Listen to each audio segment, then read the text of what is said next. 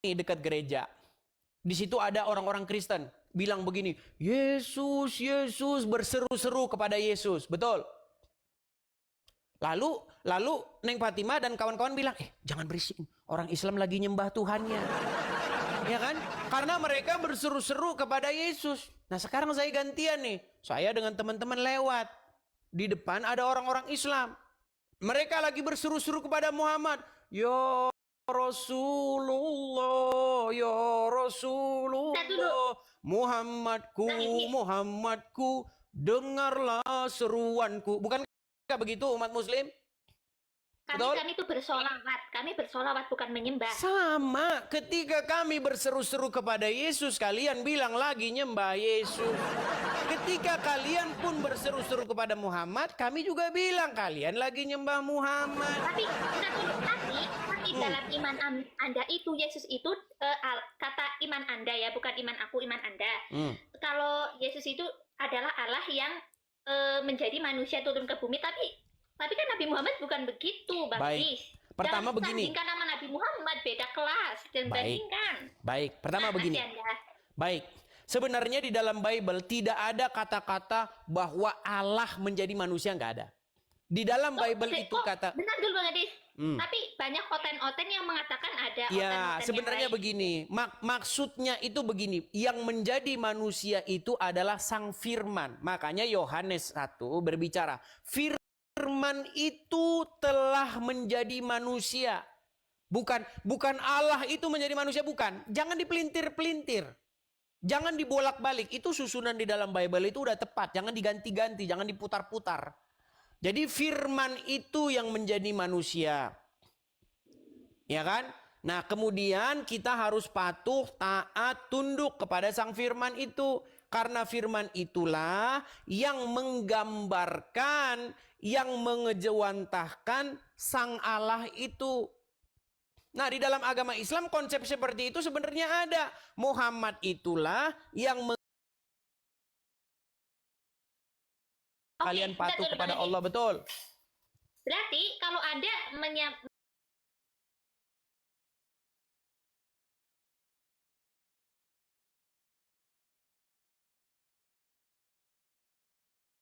bukan sekedar utusan saja. Barang siapa yang patuh kepada Muhammad, taat kepada Muhammad, sama saja dengan patuh taat kepada Allah, betul? Betul. Iya, makanya Yesus berkata, barang siapa yang melihat aku, ia telah melihat dia yang mengutus aku. Nah sekarang begini Neng Fatimah, yang mana yang lebih layak mengejawantahkan Allah? Apakah Muhammad, apakah Yesus? Muhammad tidak layak dia mengejawantahkan Allah. Kenapa? Karena beberapa kali Muhammad itu melakukan kesalahan. Sudah tahu apa-apa saja kesalahan Muhammad? Apa? Anda tahu bagaimana petani gagal panen dibuat Muhammad? Bang Edir.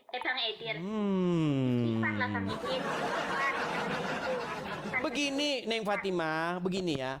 Yesus itu, dia itu adalah gambar Allah yang tidak terlihat.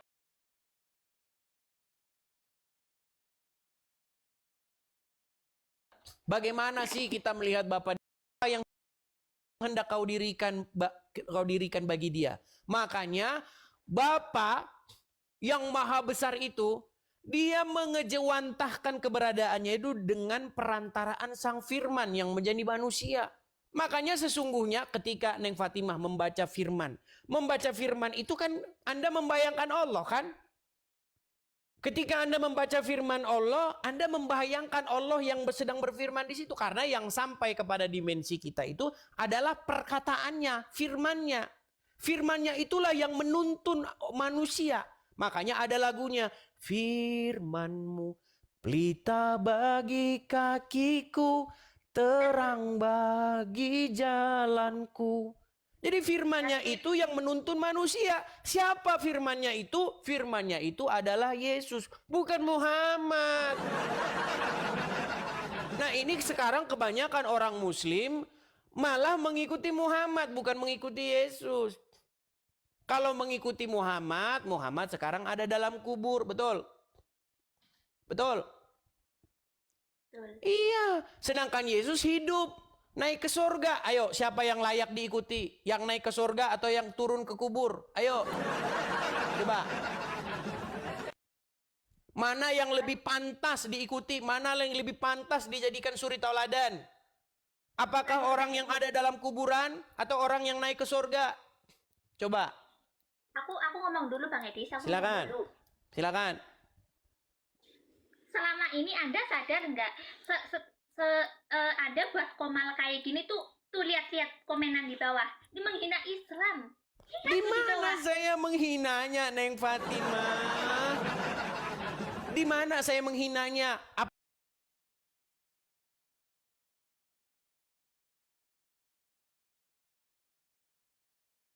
Apakah betul Muhammad ada angkat moderator untuk memblokir orang-orang yang memaki-maki? Jangan maki-maki. Yang Islam kah, yang Kristen kah? Ayo kita diskusi. Nggak usah maki-maki, nggak ada gunanya. Maki-maki itu hanya menunjukkan bahwa Anda itu putus asa, Anda tidak punya harapan. Nggak usah lah. Tapi kalau saya bilang, Neng Fatimah, Muhammad ada dalam kubur, apakah itu fitnah? Tidak. Tidak. Emang benar. Emang benar. Sekarang saya tanya, apakah Muhammad itu pemimpinmu? Betul sekali Bang Edis. Berarti Neng Fatimah dipimpin oleh orang dalam kubur. Kan? Berat kan? Berat, saudara-saudara. Begini Neng Fatimah, jangan menyerahkan hidup kita ini dipimpin oleh mayat dalam kubur. Serahkanlah hidup kita ini dipimpin oleh Bapa di sorga dengan perantaraan firman-Nya. Dengan perantaraan sang firman. Biarlah firman Tuhan itu menuntun kita kepada jalan yang lurus. Biarlah firman Tuhan itu menuntun langkah-langkah kita. Makanya kalau jadi orang Kristen ada lagunya. Tiap langkahku diatur oleh Tuhan. Langkah orang-orang Kristen, Kristen yang benar ya, karena banyak juga Kristen cuman KTP doang. Ya kan? Langkahnya diatur oleh Tuhan. Gimana caranya Tuhan mengatur langkah orang? Dengan firman-Nya, dengan sabdanya. Begitu. Coba. Bang Edis. Bentar dulu. Aku mau cuma mau nasehatin. Silakan. Anda bilang kalau aku tuh dipimpin orangnya sudah mati itu kan. Oke, sekarang saya tanya, apakah Anda dipimpin oleh Muhammad? Kan tadi sudah dijawab Bang Edis. Oke, ya. Apakah Muhammad sudah mati? Benar, sudah. Berarti Anda dipimpin orang-orang mati? Enggak juga. Tuh kan, gimana begini Neng Fatimah? Neng Fatimah, pelan-pelan ya. Neng Fatimah ini dari aura-auranya ini orangnya cantik, ayu. Kok sayang sekali ini belum jadi orang Kristen. Asmiranda sudah jadi orang Kristen. Ayo, Asmiranda yang ayu gitu kan, cantik, udah jadi orang Kristen. Ini Asmiranda kapan menyusul? Gimana? Neng Fatimah, gini. Sekarang saya tanya nih. Ketika saya tanya, apakah Muhammad itu pemimpinmu?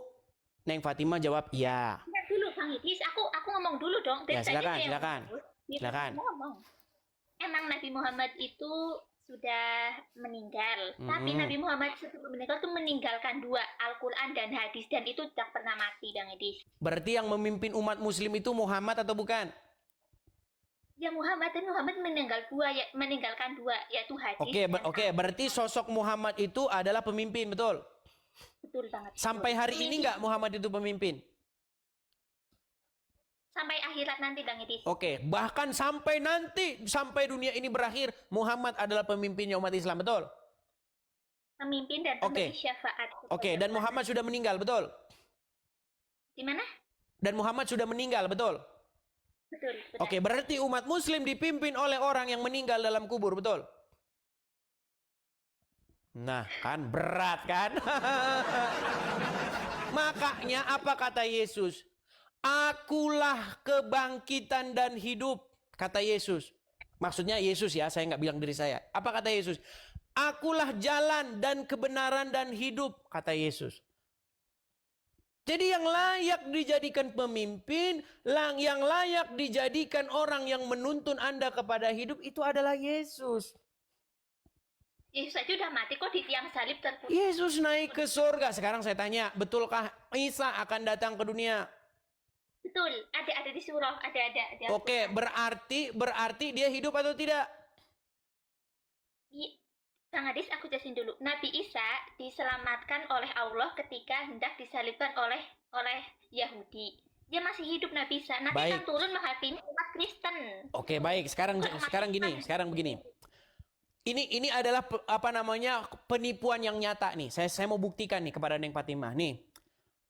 Orang-orang hendak mencari-cari Isa atau Yesus dan ingin menyalibnya, betul?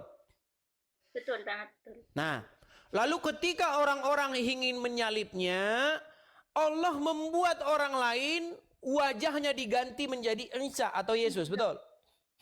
Betul. Berarti orang tersebut ditumbalkan oleh Allah menggantikan Isa. Karena yang gini Bang. Enggak, dijawab dulu. Berarti dia ditumbalkan oleh Allah. Aku jelasin dulu Bang Edis. Anda jangan nyerocos dulu. Berat ini. Oke, silakan. Coba, ayo. Ini yang disalib oleh yang disalibkan itu adalah pengkhianat Nabi Isa gitu Bang Edis. Enggak ada dalam Al-Quran itu, Neng Fatimah. Jangan menambah-nambahi apa yang tertulis dalam Al-Quran. Surat An-Nisa ayat 157. Wa ma qataluhu wa ma salabuhu walakin syubbiha lahum. Enggak ada di situ dibilang bahwa yang disalibkan itu adalah orang yang berkhianat. Enggak ada. Jangan ditambah-tambahi, jangan memfitnah Al-Quran, jangan menambah-nambahi Al-Quran, enggak disebutkan di situ. Yang disebutkan yang mereka salib itu adalah yang diserupakan, betul?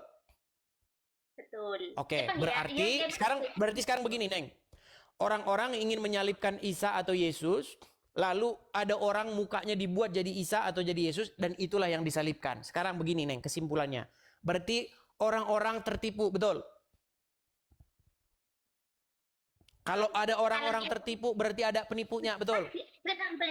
Sebentar, pelan-pelan, Neng. Ini penting. Kalau orang-orang tertipu, berarti ada penipunya, betul? Oh, Anda menjebak ini kelihatan banget. Enggak menjebak, Neng. Saya ini berpikir secara logis. Kok menjebak gimana? Masa ketika saya ingin mengajak logis malah menjebak? Nanti pokoknya aku tahu taktik tuk Anda gitu Bang Edis. Menjebak kan tahu. Neng, menjebaknya di mana? Saya kan hanya berpikir logis. Kalau ada orang-orang yang tertipu, berarti ada penipunya, betul? Secara logis, betul nggak? Gitu, kan nanti Anda bilang pasti Allah yang menipu gitu, pasti gitu. Enggak, saya nanya dulu nih. Kalau ada orang-orang, sekelompok orang tertipu, berarti ada penipunya, betul? Ya, betul. Oke, siapa penipunya? Berat, saudara. Berat. Makanya begini, Neng. Di dalam Injil yang sudah datang 700 tahun sebelum Al-Quran datang, Yesus itu bukan seorang pengecut yang lari dari penyaliban, tidak. Yesus hadapi penyaliban itu. Dan ketika Yesus wafat di kayu salib, itulah kemenangannya. Dia taat sampai pada matinya. Dia taat sampai mati. Begitu, sehingga dia bangkit. Nah, ketika dia bangkit, makanya kita itu disebutkan, Yesus mengatakan, segala kuasa dan di sorga dan di bumi telah diberikan kepadaku. Makanya Yesus mengatakan, akulah kebangkitan dan hidup. Jadi kalian sampai hari ini, Neng, masih minta-minta, tunjukkanlah kami ke jalan yang lurus, ihdina siratal mustaqim. Setiap hari, betul? Minta-minta ditunjukkan jalan yang lurus, kan? Katanya Bang Edis belajar Al-Quran selama 13 tahun. Kurang lebih selama 13 tahun saya belajar. Berarti Anda hafal ayat-ayat Al-Quran dong tanpa membacanya lagi? Iya, cuman hafal-hafal surat-surat pendek saja. Misalnya begini nih, saya tutup mata saya ya, dan nih, saya tutup nih. Nanti disangkain lihat Google kata Juma. Nih, misalnya begini. Misalnya surat Al-Ikhlas. Qul huwallahu ahad, Allahu samad, lam yalid wa lam yulad wa lam yakul lahu kufuwan ahad. Tuh Al-Ikhlas. Hafal nggak? Betul? Coba Betul. bacain surah Al-Baqarah deh Bang Edis. Al-Baqarah, baik. Kita tutup lagi ya. Alif Lam Mim. Zalikal kitabu la raiba fihi hudal lil muttaqin. Ya, betul. Betul nggak? Salah. Loh, Bukan. salah lagi. Tapi begini, Neng. Ini, Neng. Ini poin pentingnya gini. Ketika saya lihat muslim-muslim membaca Al-Quran, mereka itu malah menghafal-hafal huruf Arabnya. Ketika mereka baca, mereka tidak tahu apa yang mereka baca. Makanya saya ingin merubah nih pola pikir. Pola pikir yang selama ini dipikirkan oleh orang Islam. Ketika baca Quran, baca Arabnya dapat amal. Bukan begitu. Bang Edis, makanya jangan jadi penyembah manusia. Jadi otaknya nggak kayak gitu ya Bang Edis. Justru begini. Yang menjadi penyembah, bahkan penyembah mayat dalam kubur. Saya tanya dulu, apa sih menyembah bahasa Arabnya? Coba saya tanya. Kan tadi udah dijelasin Bang Edis. Yang jelas-jelas menyembah dan mencium-cium patung adalah umat Anda, bukan umat Begini, Islam. oke, baik, saya jawab. Saya jawab. Bang Edis, aku jawab dulu Begini. Bang Edis. Kami umat Islam, apa yang kami menyembah tuh ada di depannya ada patung, tidak ada. Baik. Pertanyaan bagus. Baik. Begini, Neng. Begini. Saya melihat banyak orang-orang, ini saya harus bicara ya. Kita ini juga harus melihat juga kepada diri kita. Gini. Di dalam Kristen itu memang ada berbagai macam golongan. Ada golongan yang dia itu sujud-sujud, nyembah-nyembah, dia itu bersujud begitu di hadapan patung. Ada oknum-oknum seperti itu, ada. Tetapi itu bukan yang diajarkan dalam Bible. Di dalam Bible, bagaimana? Jadi kenapa Anda tidak mengingatkan saudara-saudara? Justru saya mengingatkan. Di dalam Bible dikatakan, jangan ada padamu patung yang menyerupai apapun, baik yang ada di langit, di bumi, di bawah bumi, untuk sujud kepadanya. Jangan ada padamu. Gak boleh. Bentar dulu Bang Edis. Makanya begini Neng Fatimah. Makanya datang ke gereja saya, nggak ada di situ patung, boro-boro patung, kagak ada. Karena memang dilarang untuk sujud kepada patung-patung tuangan manusia, nggak boleh. Bang Edis, yang di Konoha ini mempercayai Bible enggak yang di Konoha ini? Ya tentu saja dong orang-orang Kristen. Nah, oke. Kenapa kalau dia mempercayai Bible, katanya di Bible tidak tertulis untuk jangan membuat berhala, kenapa di Konoha dibuat berhala? Berarti karena dia tidak baca. Makanya saya bilang banyak orang Kristen yang KTP-nya saja. Jadi ketika justru begini Neng, Anda harus bisa bedakan apa kata Bible dengan apa kata orang. Kalau kata orang, oh ini saya boleh nih begini-begini kepada patung. Nggak boleh, Bible nggak boleh begitu. Nggak boleh. Makanya banyak teman-teman saya begini, saya ada beberapa mualaf nih. Mualaf, teman-teman mualaf. Di TikTok ini juga mereka juga siaran. Ya, dia bilang, dulu waktu saya jadi orang Kristen, saya nyembah-nyembah patung katanya. Ada. Ya kan? Ada seperti itu. Saya bilang, justru karena kamu tidak mengikuti ajaran Bible, makanya kamu begitu. Justru ketika kamu jadi orang Islam, malah kamu sekarang pergi ke Arab cium-cium batu. Saya ada gambarnya nih, Neng. Nih, biar kita adil ya, Neng ya. Nih, Neng. Nih. Sekarang saya tanya, ini apa? Sudah pernah kemarin. Ini apa? Coba jawab. Gitu. Jangan tertawa dulu, Neng. Ini apa? Coba. Itu batu Hajar Aswad, Bang Edi. Apakah batu itu makhluk hidup? Apakah batu itu bisa mendatangkan manfaat atau mudarat? Itu kan batu dari surga, Bang Edi. Nah, justru malah kalian sekarang yang percaya ada batu dari surga. Neng, saya kasih contoh. Nih, saya kasih contoh, Neng ya. Ini kita jujur-jujuran ya, belak-belakan. Nih. Kalau ada orang putar-putar pohon beringin. Dia putar-putarin pohon beringin tuh. Terus dia cium-cium pohon beringin itu kan. Cium-cium. Terus kemudian dia melambaikan tangan kepada pohon beringin itu ya. Aku memenuhi panggilanmu. Sujud-sujud. Saya tanya. Itu sebentar Neng. Sebentar. Kita mau jujur-jujuran ya. Menurutmu Neng. Betul nggak itu adalah ritual pemujaan pohon beringin? Betul. Mau pohon beringinnya diganti patung juga sama. Itu adalah pemujaan patung. Setuju? Tapi kami umat Islam, kami mutar-mutar Ka'bah itu sebagai ibadah, bukan untuk menyembah si batunya, Bang Edis. Begini Neng, tadi saya ini kita biar kita nggak standar ganda ya. Baik yang Kristen, baik yang Islam kita harus jujur nih, jujur. Ada sekelompok orang, dia muter-muterin pohon beringin. Dicium-ciumin lah pohon beringin ini kan. Terus langsung sujud-sujud. Kami memenuhi panggilanmu. Kita sudah simpulkan itu adalah ritual pemujaan pohon beringin. Sepakat? Ya, sepakat. Nah, sekarang pohon beringin dicabut. Diganti patung. Ya, tetap nggak sama itu. Itu adalah pemujaan patung. Setuju? Bukan pemujaan patung, tapi itu Tadi kan kalau pohon beringin kita simpulkan berarti pemujaan pohon beringin. Nah, pohon beringinnya dicabut nih, diganti sama patung. Berarti pemujaan patung, betul? betul. Nah, sekarang kalau diganti batu hitam. Masih sama nggak sekarang? Hukumnya? Nah, di sini sudah mulai berbelit nih. Oh, kalau itu bukan. Loh, kita harus sama loh, Neng, harus sama. Nggak boleh standar ganda. Itu kami bukan menyembah, kami itu adalah kiblat Anda tuh kiblat persatuan untuk doa kita menyampaikan kepada Sang Pencipta gitu Bang Edi. Baik, sekarang begini Neng, begini ya.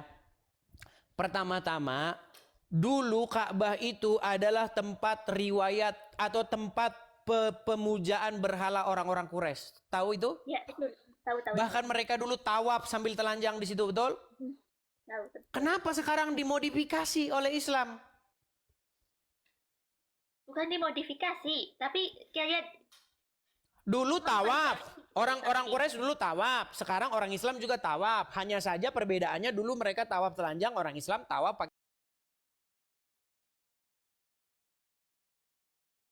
pakai kain ihram, betul? ya betul. Berarti kan ada modifikasi. Tapi ada alasannya Bang Edi. Terlepas daripada alasannya, intinya umat muslim melakukan ritual yang dilakukan oleh orang-orang pagan Quraisy dahulu, hanya saja dengan sedikit perubahan, betul? Betul? Iya, makanya dulu sebenarnya kiblatnya orang Islam dulu ke Yerusalem juga. Ke Masjidil ke Masjidil Aqsa, betul? Betul. Cuma pindah, sekarang udah pindah ke. Nah, lalu karena orang-orang Yahudi tahu nih, ini Muhammad nih bukan nabi. Makanya lalu Muhammad memindahkan kiblatnya kembali kepada orang-orang Quraisy.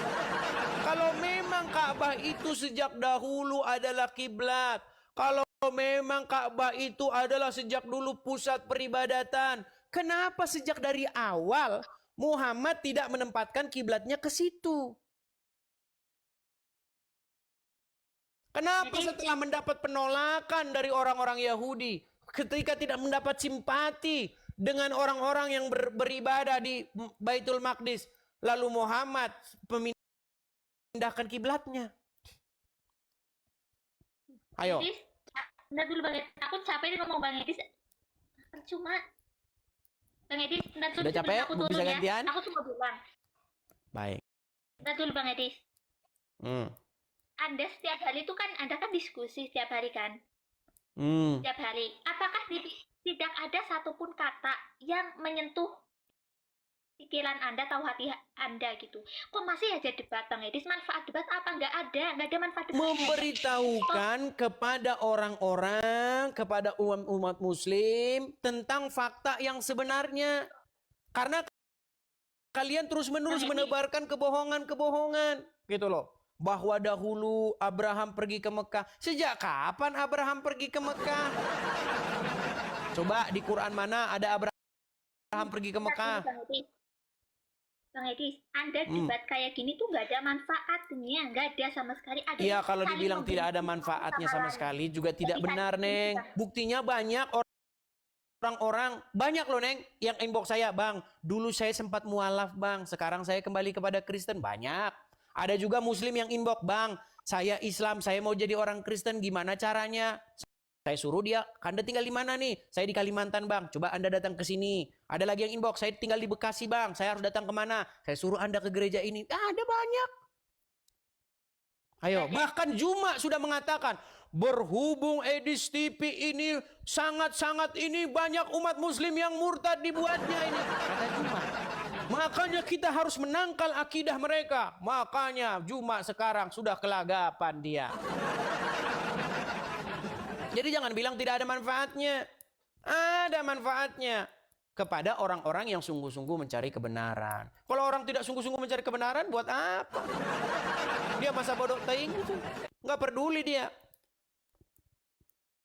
Mana? Kata siapa? Bang Edis, aku cuma kasih saran saja ya. Kasih saran saja. Saran saya, mending kalau Anda mau itu, Anda selalu bahas agama Islam. Tapi agama Anda nggak pernah dibahas sama sekali. Padahal, Sering saya bahas. Sering juga orang mempertanyakan agama saya jawab. Saya tanya balik agama Islam. Cuman saya ini kalau ibarat pemain bola, memang kebanyakan itu striker.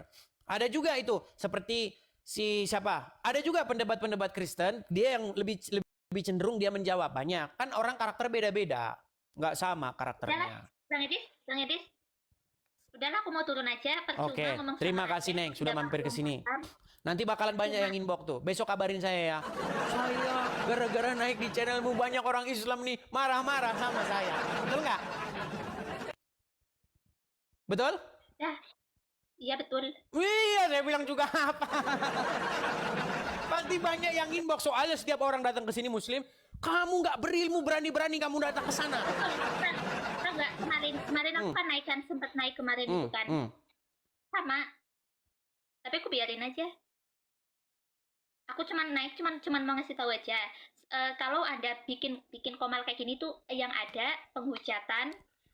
Begini Neng Fatimah, saya bahkan menantang. Kalau ada sempat terbukti saya memfitnah, tidak perlu bikin laporan polisi. Capek Anda bikin laporan polisi. Saya lompat dari Monas, sudah saya bilang kalau saya terbukti memfitnah. Coba Neng, tunjukin di mana saya pernah memfitnah ketika saya membahas agama Islam. Anda tidak memfitnah, tapi komal Anda membuat hujatan-hujatan. Nah kalau itu salah mereka. Kalau seperti itu yang saya bilang salah mereka Neng. Kemarin memang banyak yang ngomong sama saya, Bang itu di kolom komentar banyak orang yang ini. Masalahnya ini komen ini kebut banget dia, saya nggak lihat. Kebut sekali dia komentarnya, ini ada 16.000. Yang komen semua orang komen, saya mau lihat yang mana ini. Buka kacamata Anda, jangan penakut, buka kacamata Anda. Ada syaratnya Neng. Ini kacamata akan saya buka ketika Zuma membuka maskernya. Setuju? Kalau Zuma membuka maskernya, saya akan buka kacamata. Tinggal diatur kapan waktunya, ketemukan saya dengan dia, saya diskusi lepas kacamata, dia buka masker. Sudah saya tantang dia, tapi dia tidak berani. Ada videonya saya upload di tempat saya. Sampai dia terbengong-bengong begini ngelihat saya. Satu-satunya pria bercadar. Seharusnya yang bercadar itu kaum wanita, tapi pria bercadar adalah Zuma. Iya, kaum pria bercadar itu. Namanya palsu, Zuma, Zulkifli M. Abbas. Masa palsu? Mas, ada organisasi namanya APII. Pemimpinnya pakai nama palsu. Makanya justru saya ini mengkritik kepada kalian kaum muslimin wal muslimat. Kenapa kalian ini ada organisasi APII, tapi nama pemimpinnya nama palsu. Zuma, Zulkifli M. Abbas, aduh kabur. Ya, itulah teman-teman ya, diskusi tadi teman-teman ya. Ini ada 16.000 orang. Teman-teman, kalau Anda muslim